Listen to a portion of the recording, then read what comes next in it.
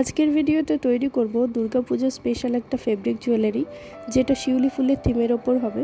তার জন্য এখানে একটা কার্ডবোর্ড কেটে নিয়েছি, আর এই কার্ডবোর্ডের চেয়ে একটু বড় সাইজের গোল করে এভাবে কাপড় নিয়ে নিয়েছি।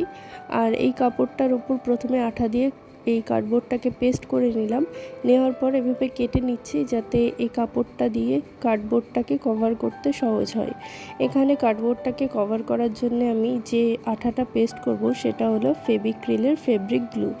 এই গ্লুটা দিয়ে কিন্তু ফেব্রিক জুয়েলারি খুব ভালোভাবে তৈরি করা যায়।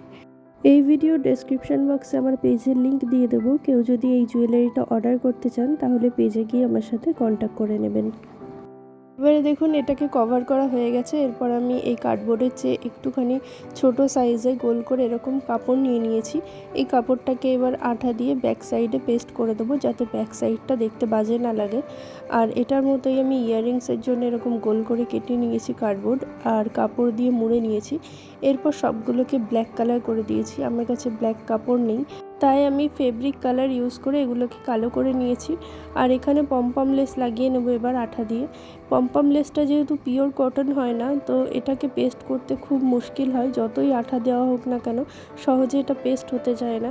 তো তার জন্য এখানে একটু বেশি করে আঠা ইউজ করতে হবে, দিয়ে এটাকে পেস্ট করে নিতে হবে। আর তারপর ব্যাক সাইডে কটন কোনো কাপড় দিয়ে আবার আঠা দিয়ে পেস্ট করতে হবে যাতে এটা খুলে না যায়।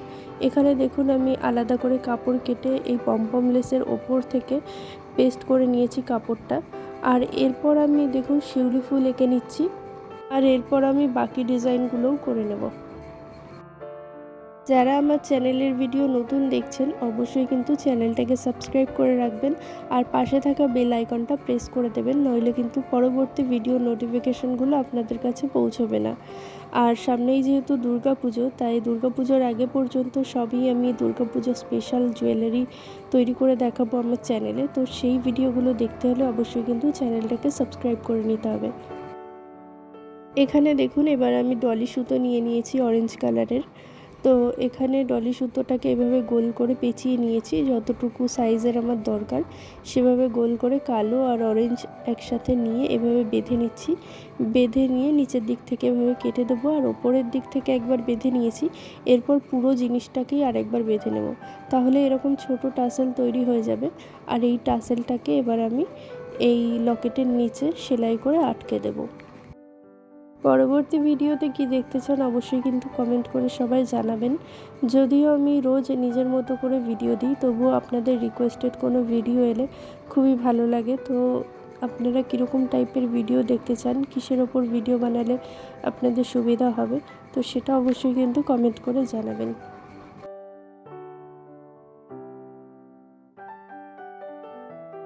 যখন এই টাসেলটা আপনারা সেলাই করবেন তখন কিন্তু সেলাই করার পর যখন লক করবেন সুতোটাকে, তখন এই পমপম লেসের মধ্যে দিয়ে দেখুন আমি সেলাই করছি। এভাবেই সেলাই করে নেবেন, তাহলে এই টাসেলটাও লক হয়ে যাবে, আর এই পমপম লেসটাও কিন্তু লক থাকবে, খুলে যাবে না। পমপম লেসটা যেহেতু অন্য কাপড়ের, তো এই জিনিসটা ভালোভাবে পেস্ট হতে চায় না, অনেকটা টাইম লাগে। তো এটাকে খুব ভালোভাবে পেস্ট না করলে কিন্তু খুলে যাওয়ার চান্স থাকে। এবার লকেটের সাথে আমি এই টাসেলটাকে সেলাই করে নেব। আপনারা চাইলে জাম্পিং ইউজ করে লকেটের সাথে টাসেলটাকে অ্যাড করতে পারেন, তবে অনেকের কাছে জাম্পিং থাকে না, তো তার জন্য আজকে আমি এইটা সেলাই করে দেখিয়ে দিচ্ছি কিভাবে এটাকে আটকাতে হয়। এখানে দেখুন সেটটা তৈরি হয়ে গেছে, আর এখানে ইয়াররিংসের পেছনে আমি স্টারটা আর আটকাইনি, আপনারা আটকে নেবেন। আর এখানে এই কাটাটা তৈরি করেছিলাম, সেটার ভিডিওর লিঙ্ক আমি ডেসক্রিপশন বক্সে দিয়ে দেবো। আর টাসেলটা কীভাবে বানালাম সেটা দেখতে চাইলে অবশ্যই কমেন্ট করে জানাবেন।